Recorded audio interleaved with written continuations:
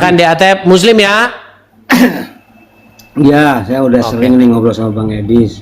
Silakan di Atep.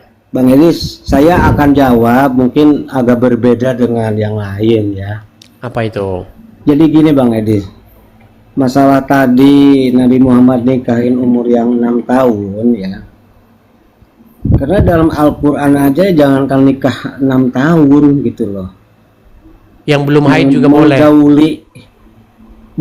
Menggauli pembantu atau budak-budak aja boleh gitu loh. Apalagi ini bukan gitu loh. Itu aja. Itu jawaban dari saya ya. Coba Bang Edis cari Quran yang boleh Nabi Muhammad menggauli budak-budak gitu loh. Nah, apalagi ini bukan budak dan umur 6 tahun. Itu Bang Edis jawaban saya ya. Mungkin beda dengan yang lain. Saya nggak membantah ya. Kedua, Bang Edis tahu kalau seorang raja, seorang presiden, ya, apapun yang dilakukan dia itu pasti benar. Apalagi Betul. zaman dulu ya, masa-masa belum ada DPR, belum ada pengontrol pemerintah ya. Nah itu mungkin yang ngomong begini jarang kayak saya, Bang Edis. Pasti kan muter-muter kayak yang tadi gitu ya. Nah, saya sendiri bertanya dalam diri saya gitu loh, kenapa saya masih bertahan seperti ini. Tapi saya lihat juga seperti profesor-profesor yang pinter aja ya, seperti Quraisy Shihab, itu dia masih bertahan di Islam padahal itu dia tahu gitu loh. Tapi Bang Atep, Anda masih Muslim ya?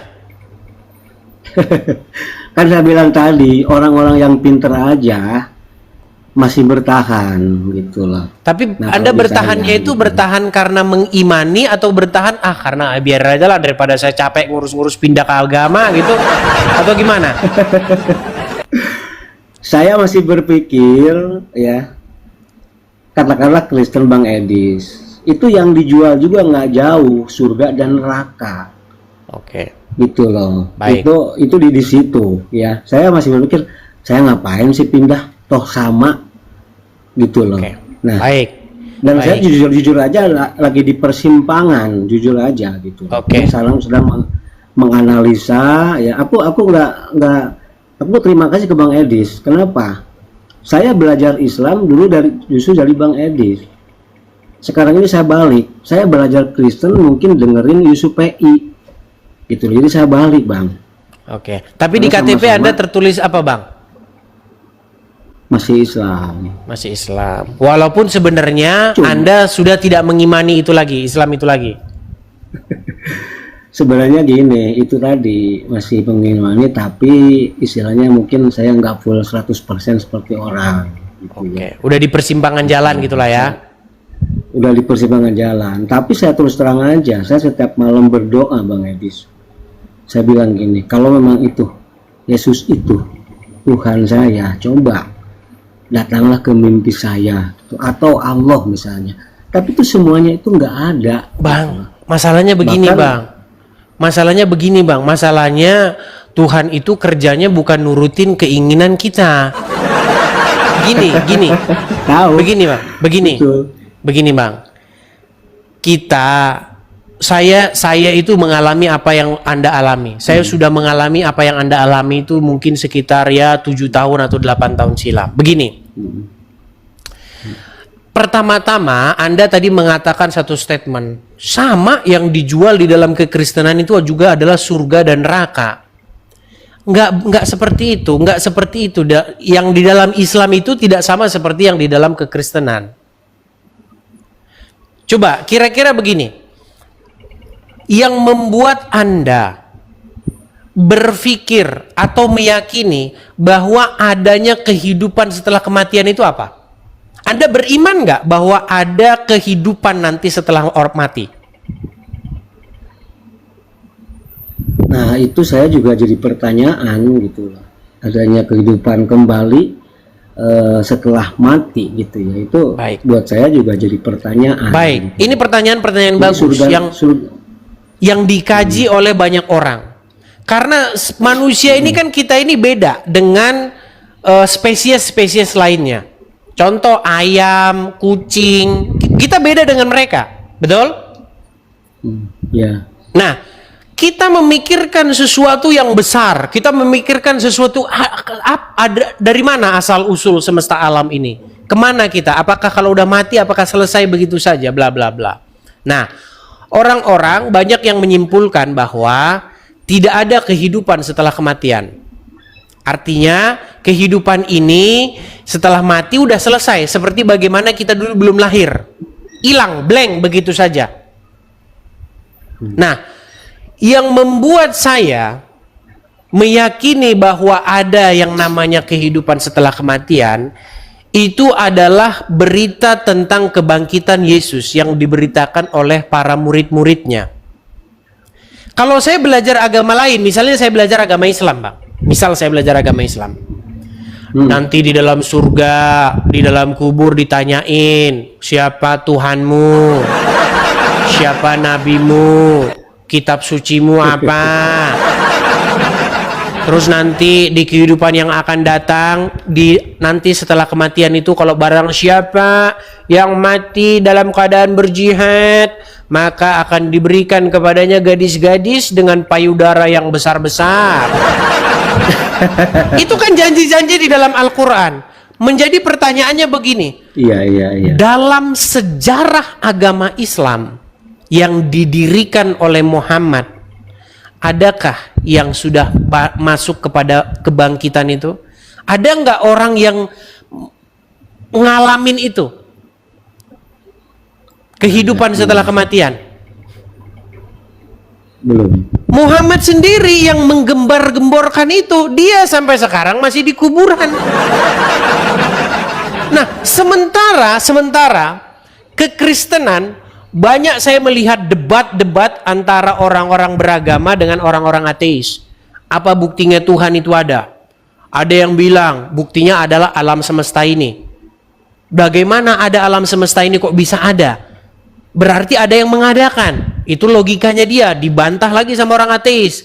Kalau begitu, berarti Tuhan juga ada yang mengadakan. Karena logika kamu, tidak mungkin sesuatu ada dari ketiadaan. Berarti menurut logikamu, Tuhan pun tidak mungkin ada sendiri. Berarti ada yang mengadakan dia. Ini debat kusir nih. Tetapi kalau jawaban saya singkat. Apa buktinya bahwa Tuhan itu ada? Buktinya adalah kebangkitan Yesus. Makanya jantung inti daripada kekristenan itu adalah kebangkitan Yesus Kristus.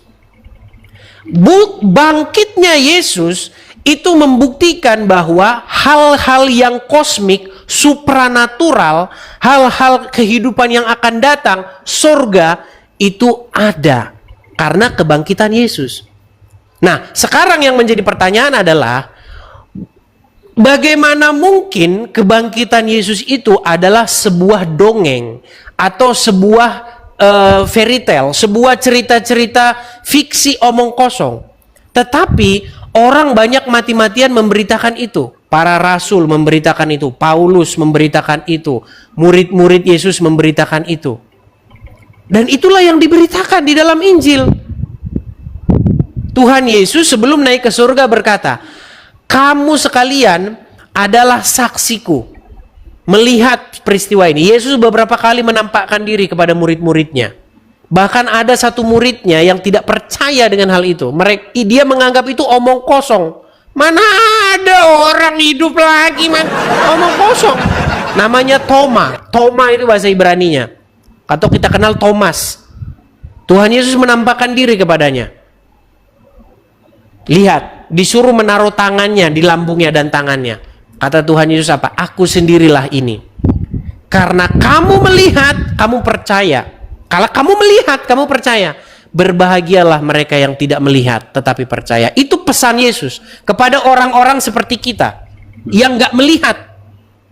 Kalau kita melihat percaya, kata Tuhan Yesus, ya karena kamu lihat, kamu percaya. Tetapi berbahagialah mereka yang tidak melihat tetapi percaya. Jadi pemberitaan itu, Bang, yang diberitakan. Jadi Kristen itu bukan cerita omong kosong surga, neraka nanti begini, nanti ada kehidupan yang akan datang nanti. Enggak begitu. Tetapi sudah dilakukan, sudah terlaksana oleh Yesus. Itulah yang diberitakan, Bang. Makanya kami orang Kristen percaya dengan hal tersebut karena nyata, begitu loh.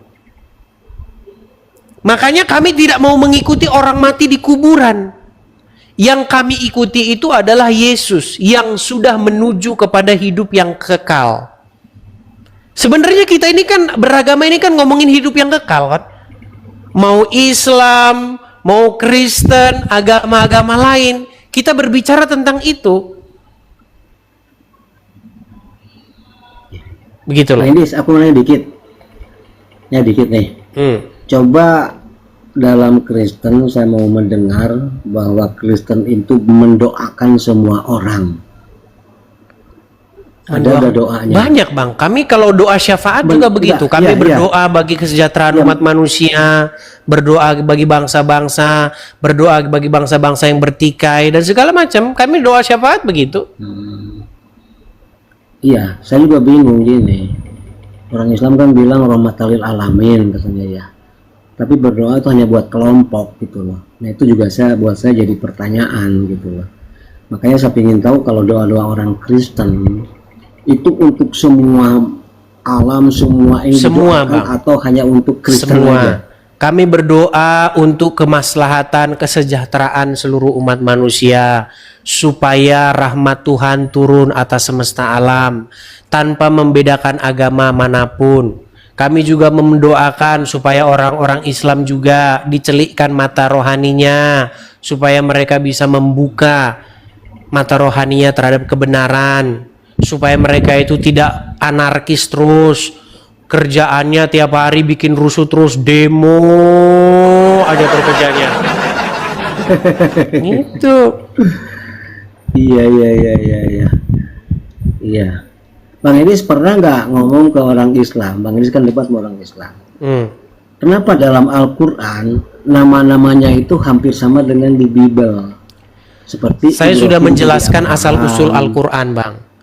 Al-Quran itu asal usulnya bukan gini. Maksud saya nanya itu jawaban dia seperti apa?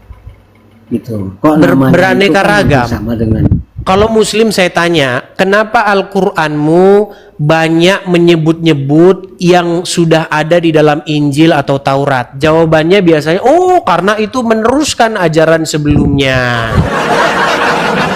Karena berasal dari Tuhan yang sama. Tiba-tiba langsung Tuhan yang sama. Makanya kalau saya ngobrol dengan orang Muslim, itu memang sering suka ada saklarnya, ada on-off-nya. Sebentar ngomong Tuhannya beda, nggak sama. Nanti kalau dibilang kenapa di dalam Al-Quran ada cerita-cerita yang sama seperti di dalam Injil, itu karena Al-Quran berasal dari Tuhan yang sama. Gitu. Makanya ada saklarnya. Iya. Saya tuh terus aja ya, walaupun banyak orang yang ngomong ke sampean kurang ini, saya sih setuju. Kenapa? Karena saya justru memerlukan yang itu gitu loh Pak. Jadi yang saya tuh tidak mau yang hanya enak-enak yang didengar gitu loh. Ya, jujur aja saya juga baru sekarang mendengar bahwa Nabi itu nikahin anak umur 6 tahun itu baru sekarang aja. Dulu banyak Muslim nggak tahu itu. Ulama-ulama saya nggak pernah nerangin, nggak pernah diterangin gitu. Saya pernah ngobrol dengan dulu saya punya karyawati, pegawai perempuan, tentang dia apakah tahu siapa itu Aisyah? Karena dulu kan keluar lagu Aisyah, romantisnya cintamu dengan Nabi, dengan baginda kau main lari-lari. Nah, waktu lagu itu baru-baru viral zaman dulu, waktu zaman-zaman COVID, saya tanya, kamu tahu nggak Aisyah itu berapa dinikahi oleh Muhammad? Nggak tahu. Jadi statement Anda itu tidak mengagetkan saya bahwa 90% orang Islam nggak pernah tahu Muhammad nikahin anak kecil. Kalau tahu, bisa-bisa umat Islam tinggal 20%. Benar. Iya. Benar. Terus Seperti gini Bang Elis kan pernah berstatement, semakin orang membaca artinya Al-Quran, semakin ragu. Itu mungkin buat saya setuju, karena saya juga seperti itu. Nah, saya kenapa Bang Edi sendiri tidak mencetak Quran, tapi terjemahannya? masalahnya Jangan sudah ada kan? Al-Qurannya. Kan sudah ada Al-Quran Aku belum plus tahu. terjemahan. Bukan, jangan pakai plus. Oh, Kalau nggak ada, plus, gini nggak Bang ada, Edis. nggak ada. Saya ini masukan ke Bang Edi saja. Dalam Quran terjemahan itu huruf terjemahannya tuh kecil, orang tuh jarang mau baca. Kedua, di Islam itu kan yang dibilang dapat pahala 10 kebaikan itu pada saat baca Arabnya. Iya. Saya juga Yusuf malah dianggap orang aneh. Saya bilang contoh gini, saya bilang kalau baca Al-Quran misalnya bahasa Arabnya orang tuh mengamini enak didengar, ya. Tapi kalau saya baca artinya belum tentu ngaminin. Contoh saya bilang yang tenar di dalam Al-Qur'annya tuh surat yang artinya gini, yang Bang Edi sering ngomong, kalau ketemu orang Yahudi dan Nasrani pepetlah jalannya kecuali kalau dia membayar zakat. Itu kan Bang Edis ya. Ya. Nah saya tanya, coba kalau itu yang dibunyikan, kira-kira orang mengaminkan apa enggak gitu. Ya ragu-ragu pasti. Mau ngomong amin tertahan gitu. Karena Iya, saya gitu percaya, kan. karena saya percaya banyak sekali orang Muslim yang mengasihi sesama manusia, banyak sekali. Dia tidak mau menjahati orang banyak. Cuman mereka tidak tahu bahwa ajaran Islam itu memang mengajarkan kebencian kepada orang Yahudi dan Nasrani. Begitu. Itu kenapa ya? Ya karena mereka belum tahu itu, belum tahu mereka. Saya juga bingung kenapa kok Salah satu hadis, Quran salah itu- satu hadis yang paling rasis, hadis yang paling kentara sekali itu seperti pemicu untuk membantai orang-orang Wahyudi, itu adalah hadis tentang tidak akan terjadi hari kiamat sebelum kaum muslimin membunuh orang-orang Wahyudi, sampai-sampai batu dan pohon akan berteriak kepada kaum muslimin dengan berkata, wahai hamba Allah, di belakangku ada Wahyudi, datanglah kemari dan bunuhlah mereka, kecuali pohon Gorgot, karena pohon Gorgot adalah pohon Wahyudi. Jadi kalau orang Wahyudi sembunyi di pohon Gorgot nggak akan ngomong. Tapi kalau sembunyi di balik batu dan pohon lain, pohon tersebut dan batu tersebut akan ngomong bahwa di baliknya bersembunyi orang Wahyudi. Itu ada ajaran seperti itu. Dan itu hadis-hadis seperti itu memang memicu kebencian terhadap orang-orang Wahyudi. itu ya. Gitu. Sebenarnya kalau kata Buya Sakur gini, itu namanya presiden Libya, itu dia tidak percaya hadis dan dia ngundang seluruh ulama di dunia untuk membahasnya. Iya. Dan dia mau kasih rumah makan selama itu diskusi, tapi nggak ada yang datang. Iya, betul. Jadi sebenarnya gini Bang, Gitu ya, sebenarnya di dalam internal orang-orang Islam sendiri, mereka itu sudah meragukan hadis. Cuman mereka takut bersuara. Tetapi puji Tuhannya di luar, Islam di luar itu sudah berbondong-bondong meninggalkan hadis. Hadis itu udah nggak dipakai lagi. Karena mereka mengkaji hadis itu dan isinya memang membuat Islam itu menjadi agama yang sangat memalukan. Isi hadis itu menggambarkan Muhammad sebagai sosok yang sangat luar biasa negatif. Dikatakan Muhammad itu menikahi anak kecil, dikatakan Muhammad itu ngajarin orang nyiumin batu ke Arab, diajarin Muhammad itu ngajarin penyembahan berhala, lempar-lempar batu. Di dalam Al-Quran nggak ada itu. Di dalam Al-Quran tidak ada ajaran supaya kamu harus cium-cium batu ke Arab, muter-muterin di Mekah, nggak ada. Naik haji ke Mekah juga nggak ada dalam Al-Quran. Begitu. Iya. Tapi satu statement yang bagus tadi, Bang. Satu statement yang bagus tadi mengenai saya belum mau masuk Kristen karena di dalam agama Kristen itu toh juga sama, yang dijual juga adalah janji-janji surga dan neraka. Tapi saya mau bilang begini, Bang. Saya pernah ngobrol dengan satu teman saya, dia seorang hamba Tuhan. Saya ngobrol begini, kami udah ngobrol, udah pada tingkat yang sangat dalam. Begini, kita ini sebenarnya kalau misalnya dalam sebuah keraguan-raguan, kita ini ngambil saja begini, saya kasih contoh, Bang. Misalnya ada sebuah pesawat yang mau jatuh. Ini pesawat udah mau jatuh nih. Kalau udah jatuh pesawat, udah pasti meninggal semua ya. Udah begitu kan, udah pasti meledak habis ya. Sekarang begini, orang-orang ateis berkata tidak ada Tuhan. Orang-orang ateis berkata tidak ada itu kehidupan yang akan datang. Seandainya mereka benar, ini seandainya kita mengalah ini ya, kita nggak mau menggunakan ego kita. Kita menggunakan rumus matematika probabilitas. Seandainya memang Tuhan tidak ada setelah kita mati, maka tidak ada apa-apa. Betul? Betul nggak? Ya. Tapi seandainya Tuhan ada, mau ngomong apa kita? Artinya begini. Tahu, paham. Maksud saya begini, artinya kita ambil satu kemungkinan yang paling aman aja.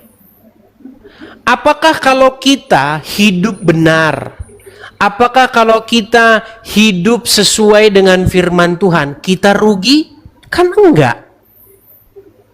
Toh firman Tuhan mengajarkan hal yang baik, mengajarkan untuk mengasihi sesama manusia, mengajarkan untuk menolong orang lain.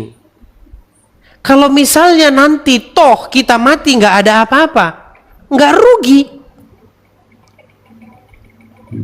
Begitu. Kami dulu pernah ngobrol sudah sampai tahap itu. Iya. Baiklah, ntar saya pertimbangkan. Ini Bang, satu lagi. Yang saya berdebat sendiri dengan orang Islam ya.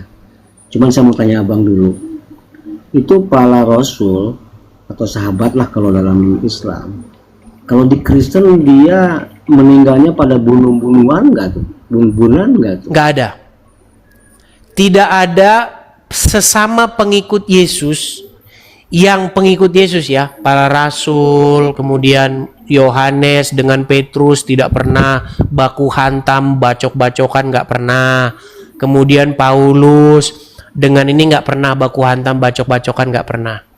Tetapi setelah zaman para rasul, itu di zaman abad pertengahan, abad kegelapan, memang terjadi pertumpahan darah. Di dalam sejarah Kristen, itu pertumpahan darah ada. Contoh misalnya antara Kristen Protestan dengan Katolik. Pada waktu itu yang nggak setuju, dibakar. Iya. Kalau menyatakan satu statement yang ini dibakar, itu berdarah-darah, mengerikan itu sejarah kekristenan. Tetapi mereka bukan cerminan daripada ajaran Kristen. Itulah ketika agama sudah dimonopoli, sudah dikuasai oleh penguasa, sudah dipakai sebagai alat politik. Nah, bedanya dengan pengikut Muhammad, ketika Muhammad meninggal, itu para sahabatnya langsung, yang mereka itu saling baku hantam, baku bacok. Siapa pengikut Muhammad yang saling baku bacok? Itu pengikutnya Ali bin Abu Thalib, itu baku bacok dengan pengikutnya Muawiyah. Makanya terjadi perang Siffin. Perang Siffin itu adalah perang antara Ali dengan Muawiyah. Kemudian perang Jamal. Perang Jamal itu adalah perang pengikutnya Ali dengan pengikutnya Aisyah. Itu sesama sahabat Muhammad itu saling baku bacok, baku bunuh. Makanya ada 3 perang besar sepeninggal Muhammad yang dilakukan oleh sesama pengikut Muhammad sendiri. Sahabat saksi hidup Muhammad. Perang Jamal, perang Siffin, dan perang Karbala. Padahal di dalam Al-Quran, di dalam surat Al-Fat 29, orang-orang yang bersama-sama dengan Muhammad itu, mereka saling berkasih sayang. Tapi faktanya nggak seperti itu. Pengikut Muhammad tidak pernah saling berkasih sayang. Sepeninggal Muhammad mereka saling baku hantam.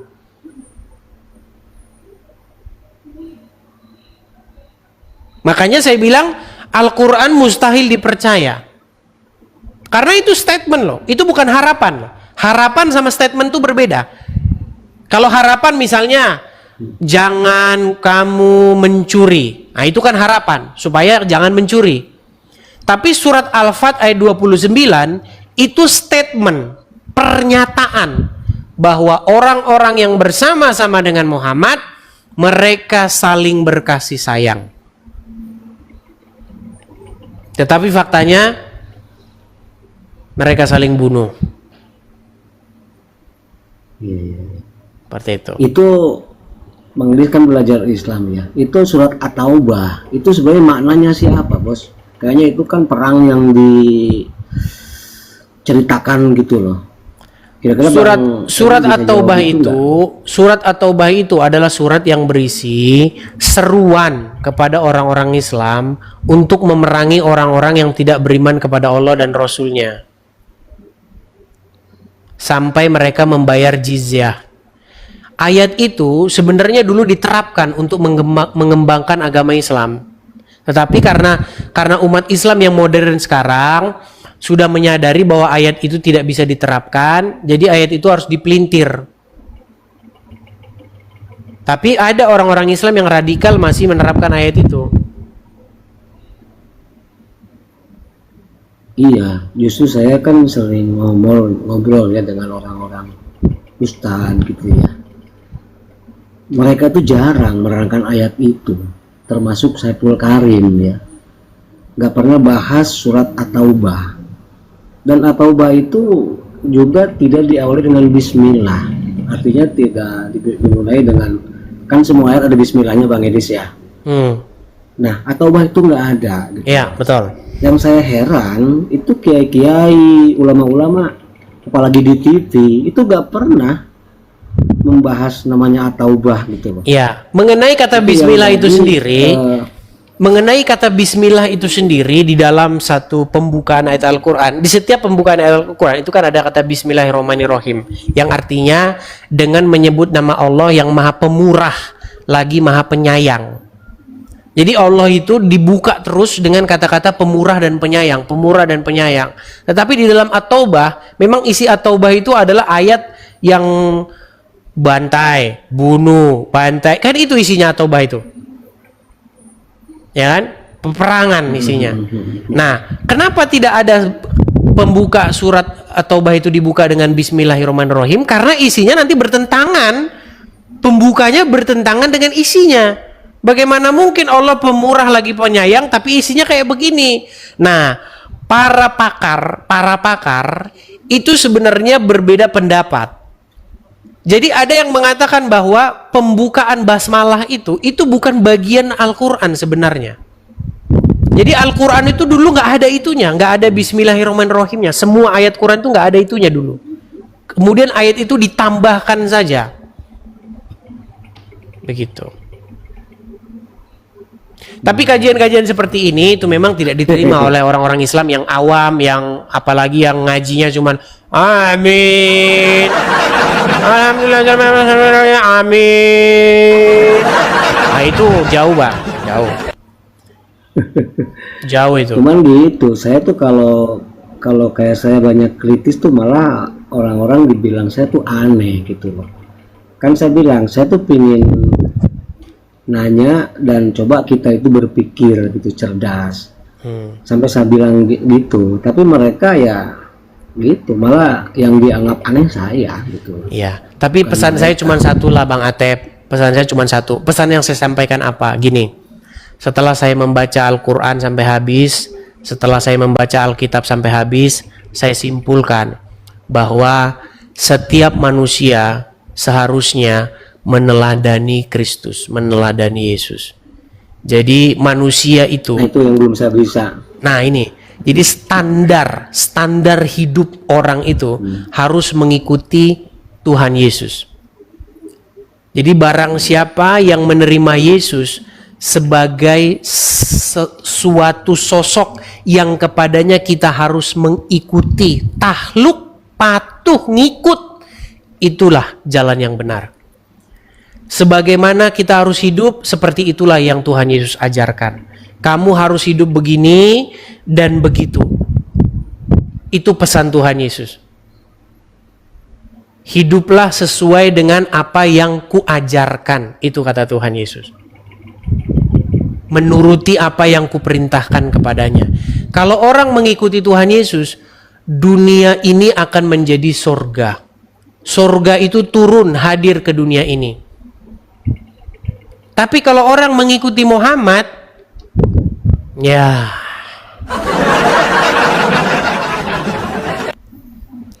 kalau mengikuti Muhammad seperti itu. Jika kamu bertemu dengan orang Yahudi dan Nasrani di jalan, persempitlah jalan mereka, desaklah mereka ke jalan yang sempit.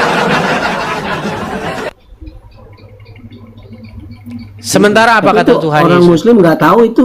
Mereka nggak tahu. Mereka tidak tahu itu. Kalau mereka tahu itu, mereka keluar dari agama Islam. Mereka nggak tahu. Jikalau seseorang meneladani Muhammad, orang akan pergi ke Arab mencium sebongkah batu. Itu kalau dia meneladani Muhammad. Contohnya Uncu PA yang kemarin baru berangkat ke sana. Itu kan karena meneladani Rasul, meneladani Muhammad. Makanya saya bilang, seharusnya kita semua meneladani Yesus. Makanya baca biografi Yesus. Semenjak lahir sampai pada wafatnya, dia tidak melakukan dosa. Seperti itulah seharusnya manusia hidup. Begitu.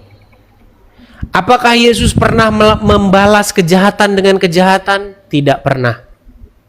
Dia dianiaya, dia tidak membalas. Dia membiarkan dirinya dianiaya.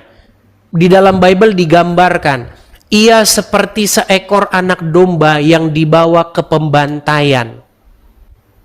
Dia tidak membalasnya. Tetapi pada akhirnya dia dibangkitkan. Dan kebangkitan itu menjadi satu tanda bahwa jika seseorang hidup sebagaimana Yesus hidup, maka orang tersebut pun akan dibangkitkan dan masuk hidup kepada hidup yang kekal sebagaimana yang sudah dicontohkan oleh Yesus. Makanya di dalam kitab Wahyu, ketika Yohanes di Pulau Patmos, dia mendapatkan wahyu dari Tuhan Yesus. Apa kata Tuhan Yesus? Barang siapa menang, saya bacakan ya, dia akan dijadikan sokoguru atau nih ya. Jadi kekristenan itu Bang, sebentar saya bukakan ya. Saya bukakan ayat Alkitab. Ya. Inilah perkataan Tuhan Yesus di Pulau Patmos kepada Yohanes ketika dia melihat suatu penglihatan ya. Bentar ya.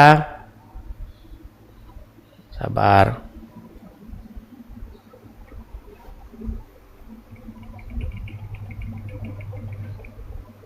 Nih ya, saya bukakan ya.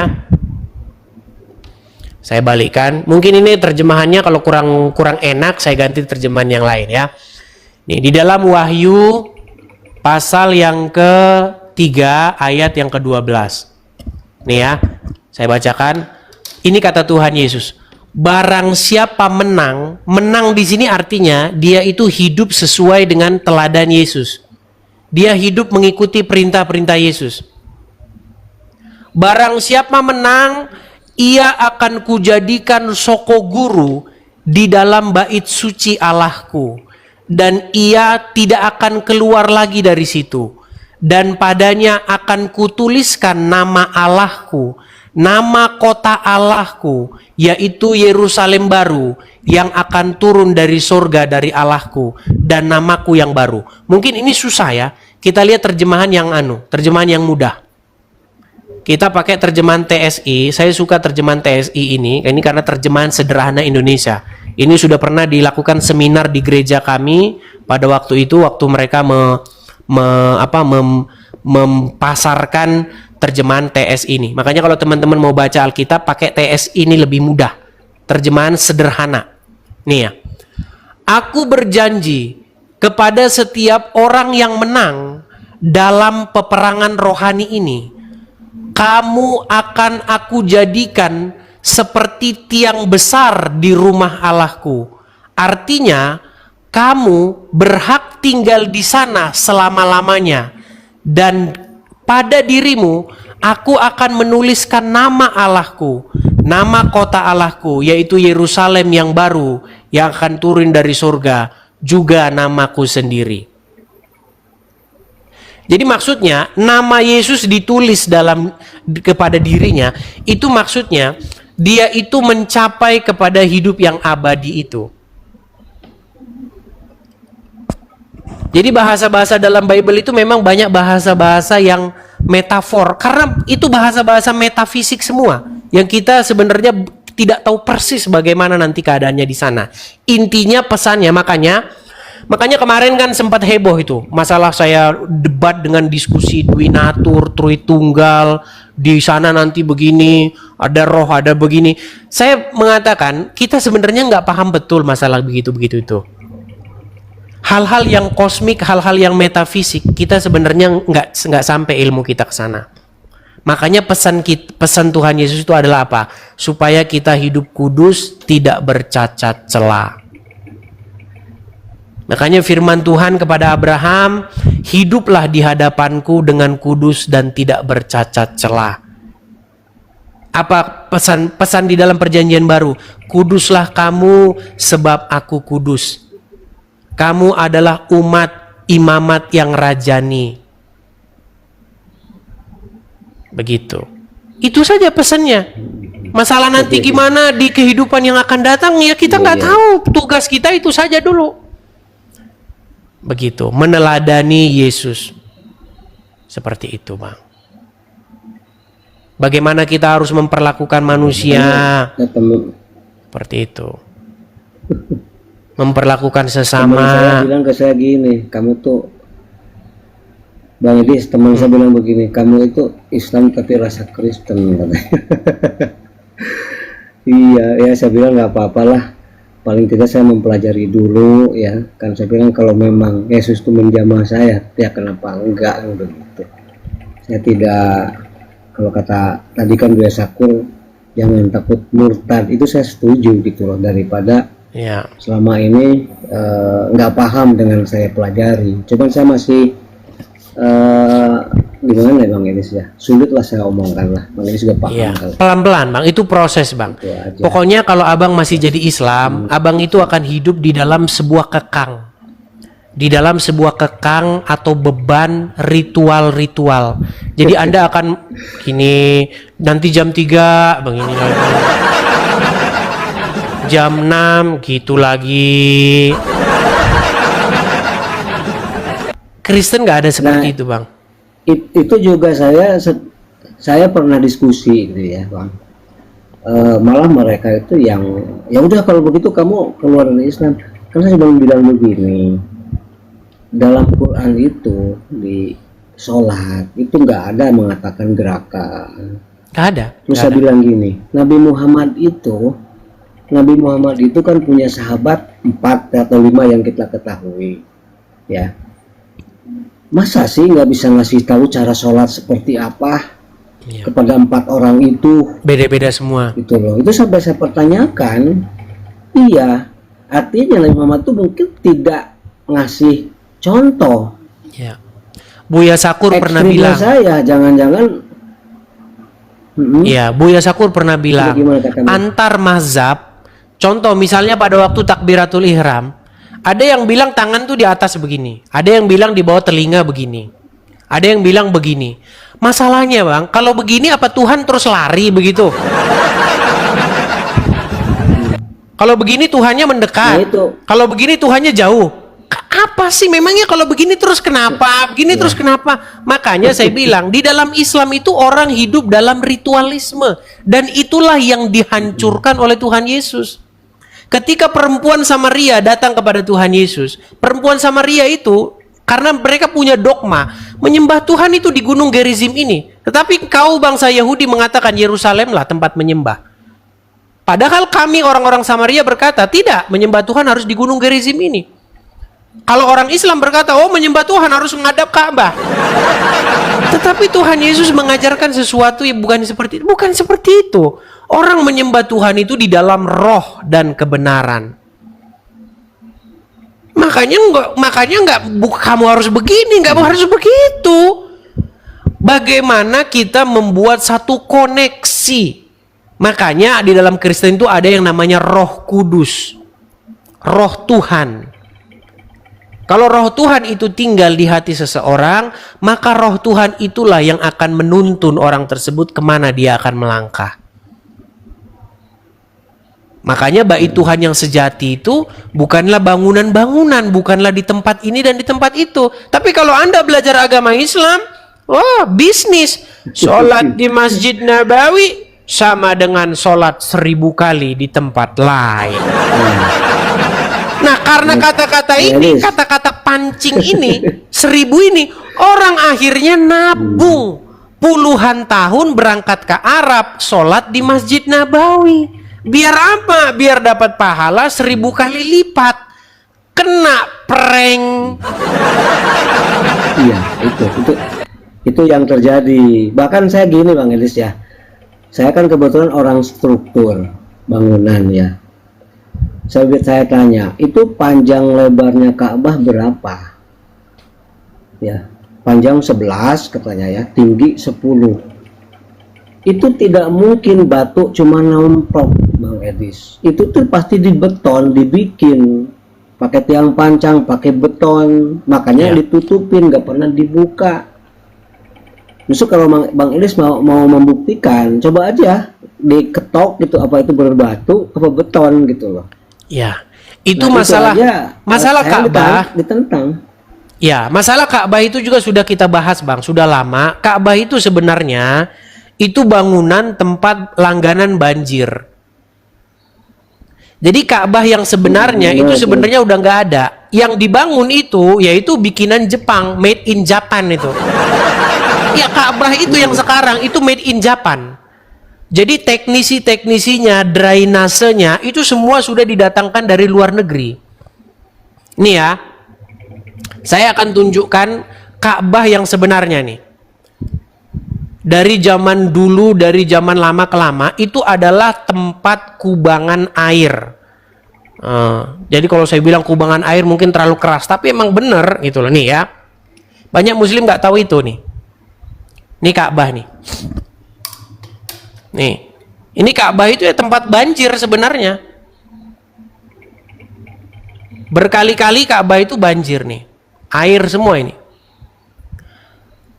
Makanya kalau kita mau berpikir secara logis, bagaimana mungkin Tuhan menyuruh membangun rumahnya itu di kubangan air? Ini udah pernah saya bahas tahun yang lalu. Kita nggak perlu cerdas-cerdas amat lah. Bangunan yang nggak pernah ahli bangunan, tukang yang nggak sekolah aja, itu nggak akan mau dia mempertaruhkan reputasinya bangun di tempat gini, nggak mau. Saya pernah membangun satu rumah, ya, saya membangun satu rumah sekitar tahun berapa itu ya. Waktu saya membangun, tukangnya bilang, oh ini harus ditimbun dulu, timbun katanya, harus dikasih tanah urukan dulu, ditimbun. Kalau nggak banjir. Kalau saya paksa dia, nggak boh, tuh bangun aja. Dia nggak akan mau. Kenapa? Karena itu akan merusak reputasinya. Nama dia akan dipertaruhkan. Lebih baik saya nggak bangun itu, biar kamu kasih saya berapa. Karena apa? Karena kalau saya bangun itu, dilihat orang banjir, orang nanya nanti siapa tukangnya, si Anu, si Fulan, rusak nama saya. Makanya seorang tukang bangunan yang nggak sekolah pun, yang nggak lulus SD, tidak akan pernah mau membangun di tempat yang akan menjadi kubangan air. Bagaimana mungkin Allah Subhanahu wa Ta'ala yang konon katanya Tuhan semesta alam menyuruh membangun rumahnya di tempat seperti ini? Langganan banjir terus ini, kubangan air ini Ka'bah ini. Tetapi apa yang ada di dalam Bible? Tuhan di dalam Bible berfirman kepada Salomo dengan melalui perantaraan para nabi, disuruh membangun di atas bukit Moria. Di atas bukit disuruh dibangun. Beda kan? Makanya dulu sejarah agama Islam itu Bang, dulu waktu Muhammad mau jadi nabi pertama kali, itu kiblatnya ke sana. Ke Yerusalem kiblatnya pertama kali. Karena Muhammad tahu memang Ka'bah itu bukan kiblat, itu tempat penyembahan berhala. Cuman akhirnya dirubahlah kiblatnya menjadi ke kiblat Mekah. Padahal sebenarnya nggak ada di dalam Al-Quran itu kiblat itu ke Mekah, nggak ada. Di dalam Al-Quran yang ada itu Baitullah. Dan Baitullah itu di mana? Kata Al-Quran. Menurut Al-Quran, Baitullah itu ada di Bakkah. Tetapi para ulama dan ustadz-ustadz merubah Bakkah itu menjadi Mekah. Di dalam Mazmur sama itu, lembah di Bakkah. Bakkah juga. Lembah Bakkah namanya. Di Bakkah. Tetapi orang-orang Islam merubah Bakkah menjadi Mekah. Saya sudah membuat tantangan setahun yang lalu, makanya 2025 ini seluruh statement-statement saya itu saya tunggu ada muslim yang membantahnya, tapi nggak ada satupun. Kalau ada orang Islam yang bisa tunjuk bahwa Baitullah itu bukan di Bakkah tetapi di Mekah, saya lompat dari Monas. Iya. Al-Quran mengatakan itu Baitullah itu di Bakkah. Dirubah sama orang Islam jadi Mekah. Lalu mereka dengan pongahnya berkata, ya Bakkah itu ya Mekah, Bakkah itu Mekah. Gitu. Makanya mereka dengan sangat mudah merubah-rubah huruf-huruf di dalam Al-Quran itu. Seperti itu. Oke, mungkin itu Bang ya. Udah jam 10:30 ya. Iya, terhadap orang mau masuk terhalang saya. Tapi nggak apa-apa lah. Berjuang Bang Edis. Ya, saya cuma berpesan ya, semakin giat mendalami, mencari kebenaran. Karena tugas membalikkan hati seseorang itu adalah tugas daripada roh Tuhan. Kalau roh yang daripada Tuhan itu spirit, ya, energi atau kekuatan yang daripada Tuhan itu, roh Tuhan itu hinggap di hati seseorang, maka disitulah seseorang itu dikendalikan oleh Tuhan. Seperti itu. Siap. Oke. Terima kasih. Oke, terima kasih ya Bang ya. Bang Atep. Ya, oke. Selamat hari Natal ya. Semoga bahagia. Selamat hari Natal. Semoga kiranya dibukakan hati rohani Anda menerima kebenaran dan menerima Yesus sebagai Tuhan dan Juru Selamat. Oke, terima kasih Bang Atep. Saya turunkan ya. Iya, iya.